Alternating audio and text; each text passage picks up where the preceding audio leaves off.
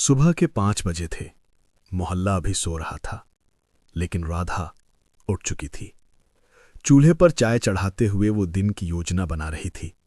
2 बच्चों को स्कूल भेजना था, फिर काम पर जाना था। उसके लिए हर दिन एक जैसा नहीं, बल्कि हर दिन एक नई परीक्षा होता था। राधा कभी सपने देखती थी।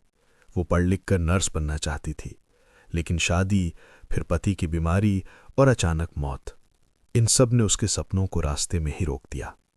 अब वो एक अस्पताल में सफाई कर्मी थी। लोग उसे बहन जी या कभी कभी बस अरे कहकर बुला लेते थे। उसका नाम जैसे किसी को याद ही नहीं रहता था। अस्पताल के लंबे गलियारों में झाड़ू लगाते हुए उसने इंसानों के हर रंग देखे थे। दर्द, घमंड, करुणा और बेरुखी।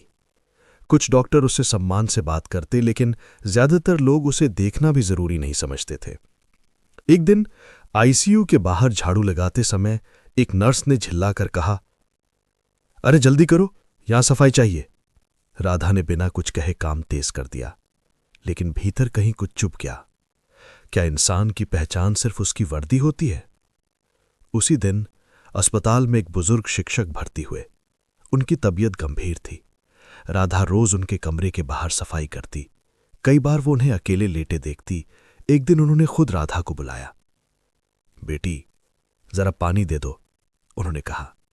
राधा पानी लेकर आई। जाते जाते बुजुर्ग ने पूछा, तुम्हारा नाम क्या है? वो थोड़ी हैरान हुई। राधा, उसने धीरे से कहा। उन्होंने मुस्कुराकर दोहराया, धन्यवाद राधा। उस दिन पहली बार उसे लगा कि उसका नाम भी कुछ मायने रखता है। इसके बाद जब भी वो सफाई करने आती, बुजुर्ग उससे 2 बातें जरूर करते। अपने पढ़ाने के दिनों की कहानियां सुनाते, छात्रों की शरारतें, किताबों से उनका प्यार। राधा सुनती रहती।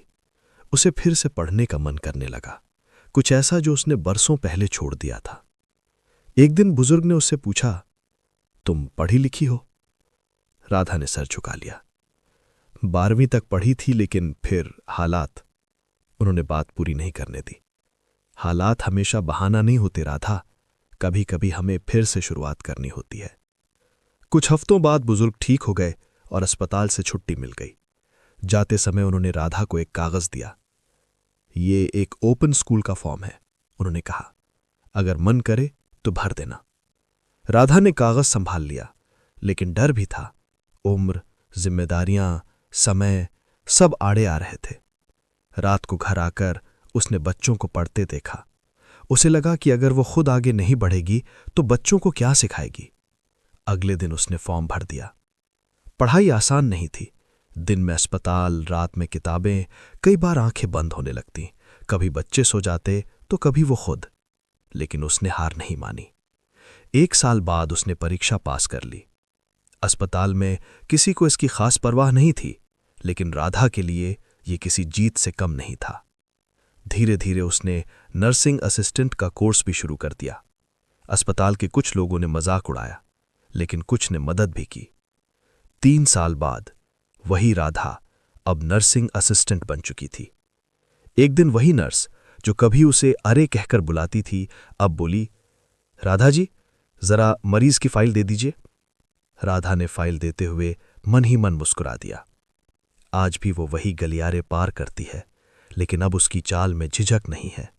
अब लोग उसका नाम लेते हैं और राधा जानती है, किसी की जिंदगी बदलने के लिए हमेशा बड़ा चमत्कार नहीं चाहिए। कभी कभी बस कोई ऐसा चाहिए जो आपका नाम पूछ ले। अगर वीडियो अच्छा लगा हो तो लाइक जरूर करें, दोस्तों के साथ शेयर करें। ऐसे ही वीडियो देखने के लिए चैनल को सब्सक्राइब करें।